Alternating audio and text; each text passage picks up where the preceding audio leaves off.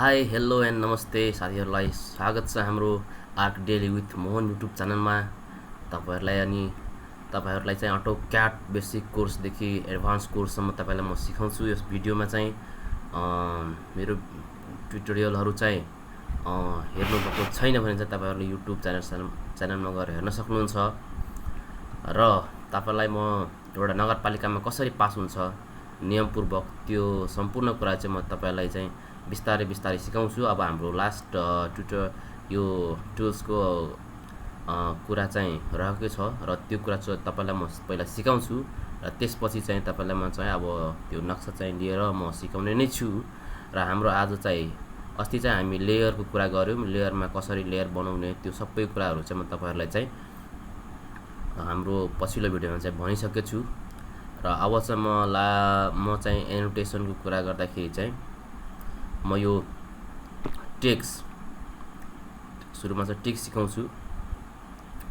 Text कसरी लेख्ने, यसको कमान्ड टी इन्टर गर्दा पनि भयो, यसो टी अनि इन्टर गर्दा पनि भयो। यसरी गएर टी अनि इन्टर गर्नुभयो भने चाहिँ टेक्स्ट आइहाल्छ। अनि यो क्लिक गर्नुभयो भने चाहिँ यसरी क्लिक गरेर अनि ड्र्याग गरेर यसो छोडिदिनु भयो भने चाहिँ आफै यो नेम प्लेट आउँछ। अनि यसमा चाहिँ हामीले अब केही लेख्दाखेरि जस्तो ROOM रुम भयो। अब यसलाई चाहिँ तपाईँहरूले यसरी जुम गर्दा पनि भयो। अनि जुम गरेर तपाईँलाई यो ठुलो बनाउनु छ भने सिलेक्ट गरेर अनि कन्ट्रोल सिफ्ट अनि अप थिच्नुभयो भने चाहिँ एकैचोटि यो तपाईँहरूले चाहिँ यो ठुलो बन्छ क्या। यो सर्टकट कमान्ड जस्तै भयो। अनि तपाईँहरू लेखिसकेपछि यसलाई चाहिँ डबल क्लिक गर्नुभयो भने चाहिँ आफै यो फेरि एडिट गर्न मिल्छ। नत्र के गर्नु, यसमा क्लिक गरेर अनि ई अनि डी गरेर अनि इन्टर गर्नुभयो भने त्यही पनि एडिट हुन्छ। यो गरेर तपाईँहरूले एडिट गर्न सक्नुहुन्छ। अनि फेरि यहाँ साइडमा यसमा यो भित्र होइन कि यहाँ साइडमा यसरी क्लिक गर्नुभयो भने चाहिँ यो आफै अनसेलेक्ट हुन्छ, हट्छ। अनि त्यसपछि चाहिँ हामीले चाहिँ यसमा अरू के गर्नुपर्छ भनेपछि यो डबल क्लिक गरेर अनि यसलाई सपोज तपाईँलाई चाहिँ अब यो यसलाई चाहिँ साइज बढाउनु छ, यसो बढाउनु छ। यसलाई यसरी सिलेक्ट गरेर यो हरियो बनाएर, हरियो कसरी बनाउने त यसो क्लिक गरेर यसरी क्लिक गरेर अनि ड्र्याग गर्ने क्या। यसरी ड्र्याग गरेपछि अनि यहाँ गएर यहाँ साइजमा गएर यसो गरेर यहाँ चाहिँ 8 इन्ची यदि गर्नुभयो भने चाहिँ अनि इन्टर गरिदिनु भयो भने चाहिँ यहाँ क्लिक गरिदियो भने चाहिँ यो 8 इन्चीको भन्छ। अब हेर्नलाई कसरी गर्ने, यो डबल क्लिक गर्ने अनि यहाँ चाहिँ यो सिलेक्ट गर्ने अनि यहाँ चाहिँ 8 अनि इन्ची गरिदिनु। अनि हेर्नु त अब यो 8 इन्ची जति भयो। अब यो कसरी भयो हेर्दाखेरि चाहिँ तपाईँहरूले चाहिँ यहाँ हेर्नु त 8 इन्ची भयो नि। यो सिलेक्ट गर्नु, यहाँ गएर फेरि 4 इन्ची बनाइदिनु त, 4 अनि इन्ची दिनु अनि इन्टर गरिदिनु। यो 4 इन्ची भयो। यसो गर्दाखेरि अनि हेर्नु त फेरि 4 इन्ची भयो, यहाँ हेर्नु 4 इन्ची भयो। अब यसलाई कलर पनि गर्न सक्नुहुन्छ तपाईँहरूले। यसो सिलेक्ट गरेर अनि यसलाई यो कलर कुन कलर, रेड कलर गर्ने कि ग्रिन गर्ने, ब्लू के गर्ने त्यो तपाईँले चाहिँ आफै त्यो गर्न सक्नुहुन्छ। त्यसपछि चाहिँ यो टेक्स्टमा चाहिँ अरू के छ भनेपछि अब यसलाई चाहिँ जुन पनि बनाउन सक्नुहुन्छ तपाईँहरूले। अब एरियल गर्दाखेरि यस्तो बनायो, बोल्डवाला बनायो, ब्लक। अनि एरियलमा अझै नेपाली पनि बनाउन सक्नुहुन्छ। यहाँबाट चाहिँ नेपालीहरू, अरूको नेपाली केहरू छ सबै बनाउन सक्नुहुन्छ। नेपाली आयो। अब यसलाई चाहिँ नेपालीमा यो गर्नुभयो भने चाहिँ अब जे लेख्दा पनि नेपालीमा हुने क्या। फेरि एरियल हाल्यो, सिलेक्ट चाहिँ गर्नुपर्छ। एरियल गर्दाखेरि चाहिँ हाम्रो इङ्ग्लिसमै हुन्छ। अनि यहाँबाट चाहिँ अरू पनि चेन्ज गर्न सक्नुहुन्छ तपाईँहरूले। त्यसपछि चाहिँ अझै अब यसमा के छ भनेपछि टेक्स्टमा अब हामीले यो धरको यो एक्सेल जस्तै हो, हामीलाई काम लाग्ने भनेको त्यही यसलाई चाहिँ सानो ठुलो गर्ने अनि त्यसकै लागि चाहिँ लगभग हामीलाई चाहिँ यो काम लाग्छ यतिकै। अनि यो भइसकेपछि टेक्स्ट हाम्रो मोटामोटी त्यस्तै नै हो। अनि त्यसपछि यो क्विक डाइमेन्सन कसरी गर्ने भनेपछि अब यसलाई सपोज चाहिँ मैले लाइन लिएर 5 फिटको एउटा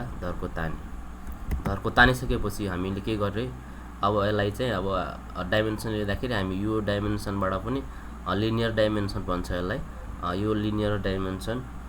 DLI इन्टर गर्नुभयो भने चाहिँ लिनियर डाइमेन्सन आउँछ DLI तपाईले कमान्ड लाइनमा गएर के गर्नुहुन्छ DLI हेर्नु हैन कमान्ड लाइनमा गएर यहाँ गएर तपाईले DLI अनि इन्टर गर्नु भने लिनियर डाइमेन्सन आउँछ तपाईले फेरि यहाँ क्लिक गर्यो त्यसपछि फेरि यहाँ क्लिक गरेर अनि यो 5 फिट देखाउँछ तर मलाई चाहिँ क्विक डाइमेन्सन छिटो चाहियो गर्नु भने त्यसमा चाहिँ तपाईले कसो गर्न सक्नुहुन्छ भनेपछि यसलाई क्लिक गर्ने अनि यसको छेउमा गएर यसो क्लिक यसो राख्नु भयो भने चाहिँ यसो राख्न मात्र भयो भने चाहिँ यसो राख्यो भने चाहिँ रेक्टेंगल बक्स आउँछ अनि क्लिक गर्दिने अनि यहाँ 5 फिट बुझ्नु भयो तपाईहरुले के सजिलोको लागि के गर्नु सक्नुहुन्छ तपाईले क्विक डाइमेन्सनमा गएर चाहिँ क्लिक गर्ने अनि यहाँ छेउमा आएर यसो रेक्टेंगल भयो भने यसो क्लिक गर्यो भने आफै यो क्विक डाइमेन्सन आउँछ यो साइडमा गर्नु भयो भने चाहिँ के गर्नु भयो तपाईले यहाँ साइडमा यो क्विक डाइमेन्सन यो लिने यसरी लिने अनि त्यसपछि यहाँ साइडमा गएर रेक्टेंगल बक्स बन्छ कि यहाँ लिने अनि यहाँ साइडमा गएर रेक्टेंगल बक्स बन्छ यहाँ लिएर यसो रेक्टेंगल बक्स बन्छ अनि तपाईले चाहिँ क्लिक गरेर माथि दता लाउनु पर्यो त्यति चाहिँ गर्दा हुन्छ अनि त्यसपछि यो क्विक डाइमेन्सन पनि हामीले गर्यौं र हामीले लिनियर डाइमेन्सनको लागि कमान्ड पनि सिक्यौं र यसमा चाहिँ अब एउटा एंगल वाला छ एलाइजमेन्ट छ अनि यसमा चाहिँ यो के भन्छ भनेपछि यसलाई चाहिँ क्लिक गरेर तपाईले लिनियर डाइमेन्सन एलाइजमेन्ट एंगुलर योहरुहरु चाहिँ हामीलाई काम लाग्ने हो अहिले अनि सपोज हाम्रो यो बाङ्गेको छ भने चाहिँ यसले एंगलमा छ भने चाहिँ यसलाई लिने यसरी अनि त्यसपछि यसलाई यसरी क्लिक गर्ने अनि यसलाई चाहिँ यसरी क्लिक गरेपछि यो देखाइ परिहाल्छ अनि एंगल गर्दाखेरि पनि सपोज यो एंगल लिए अनि यसलाई क्लिक गर्यो अनि यसलाई क्लिक गरेपछि आफै यसले कति डिग्री छ भनेपछि देखाइदिन्छ के गर्यौं त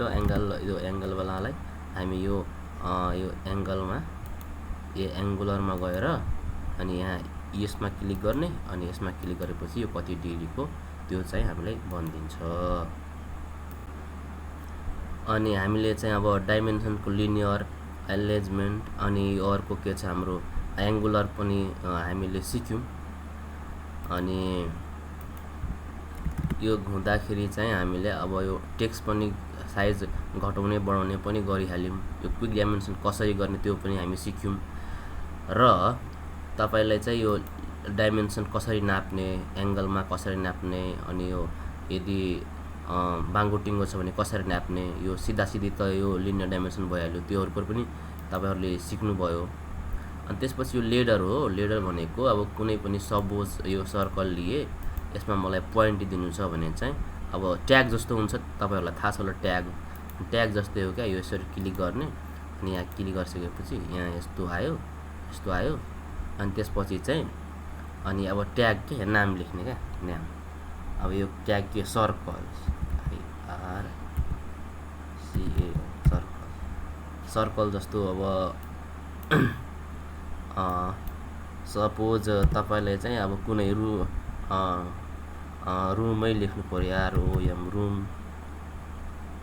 रुमै लेख्नु पर्यो भने चाहिँ यसरी गरेर चाहिँ तपाईहरुले यो ट्याग चाहिँ दिन सक्नुहुन्छ क्या यसरी ट्याग जस्तै ट्यागकै काम हो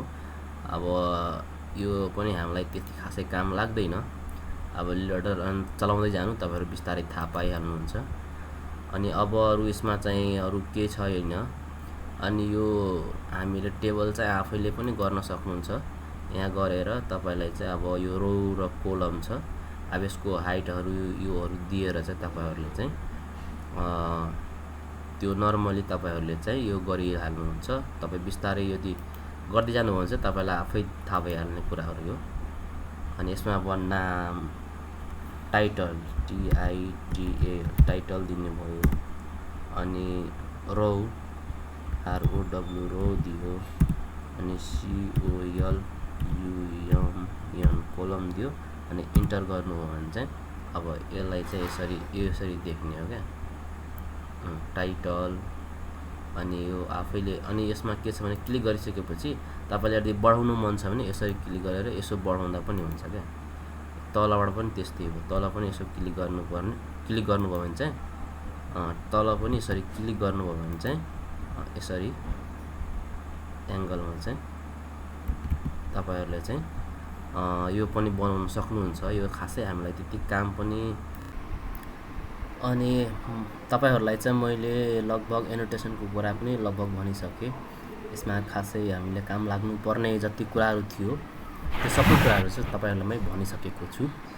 र अब चाहिँ के भने एउटा चाहिँ म एउटा अर्को टुल्स पनि सिकाउँछु यो प्रोपर्टिजमा चाहिँ यो म्याच प्रोपर्टिज हुन्छ क्या म्याच प्रोपर्टिज भनेको चाहिँ एउटा अब सपोज तपाईले चाहिँ एउटा रेक्टेंगल कोर्नुभयो यसरी कोर्नुभयो र एउटा लाइन कोर्नुभयो र यो लाइनलाई चाहिँ मैले रेड कलर बनाए के गरे त म एउटा दुईटा अब्जेक्ट लिए र त्यो अब्जेक्टमा चाहिँ म चाहिँ म्याच प्रोपर्टी गर्नु पर्यो भने चाहिँ मलाई यो कलर यसमा पनि ल्याउनु पर्यो भने चाहिँ सर्टकट चाहिँ यसको कमान्ड म्याच प्रोपर्टिजको कमान्ड यम अनि ए अनि इन्टर गर्नुभयो भने चाहिँ तपाईको म्याच प्रोपर्टिज चाहिँ भयो र त्यसमा चाहिँ तपाईले यसरी क्लिक गरेर अब को जस्तो बनाउने यो जस्तो बनाउने कि यो जस्तो बनाउने मलाई यो जस्तो यसलाई बनाउनु छ भने चाहिँ मैले यसमा पहिला क्लिक गर्ने यस्तो झारू जस्तो आउँछ अनि त्यसपछि यो म्याजिक यस्तो क्लिक गर्दिए भने चाहिँ यो पनि रातो हुन्छ त मैले के गरे म तपाईलाई फेरि देखाउँछु सपोज मलाई यो रातोलाई यो सेतो बनाउनु छ मलाई सर्टकट के चाहियो यम अनि इन्टर यम अनि ए अनि इन्टर गर्यौं अनि त्यसपछि कस्तो बनाउने अब यस्तो सेतो बनाउने यसलाई त सेतोमा क्लिक गर्ने यसो सेतोमा क्लिक गरेर यसलाई क्लिक गर्यो भने चाहिँ यो पनि सेतो भइहाल्छ त यही सर्टकट हो हाम्रो र अरु सबै कुराहरु म तपाईलाई सिकाउने नै छु बिस्तारै ड्रइङको बारेमा लगभग यो हाम्रो टुल सक्यो र अर्को अब एउटा तपाईलाई चाहिँ म अर्को भिडियोतिर सायद ड्रइङ लिएर नै त्यो नगरपालिकामा कसरी पास हुन्छ त्यो ड्रइङ लिएर म तपाईलाई चाहिँ सिकाउने छु र त्यतिखेर सम्मको लागि तपाईलाई छुट्छौं हामी यो भिडियोबाट धन्यवाद र हाम्रो यो YouTube channel arc daily with Mohan YouTube च्यानललाई तपाईले चाहिँ सब्स्क्राइब गरिदिनु बेल आइकन थिच्दिनु र धेरै साथीकोमा चाहिँ शेयर गरिदिनु होला तपाईलाई म 0 देखि हिरो बनाउँछु अटोक्याडमा धन्यवाद।